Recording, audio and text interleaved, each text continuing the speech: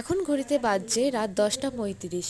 আর এই যে এখানে আমার ভাই আর বাবা বেরিয়ে পড়ছে ভুবনেশ্বরের উদ্দেশ্যে। ওদের একটা ছোট্ট কাজ আছে, সেই জন্য ওরা বেরিয়ে পড়ছে। কাজটা মেনলি হলো আমার ভাইয়ের একটা ইন্টারভিউ আছে, তো সেই জন্য ওরা এতটা রাত্রে বেরোচ্ছে।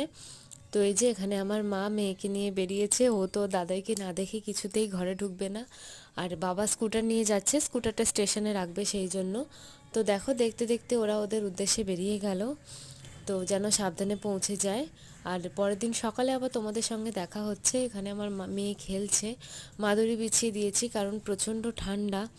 আর আমিও বসে পড়েছি টিফিন খাবো বলে। আর এখানে দেখো, মা আমাকে আলু ভাজা আর মুড়ি সুন্দর করে মেখে দিয়েছে, আমি এটাই খাচ্ছি।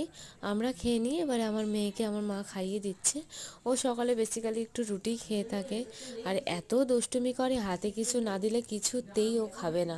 সেই জন্য ওকে একটা পাঁপড় দিয়েছি, আর ওকে পাঁপড় দিয়ে আমিও একটা খেয়ে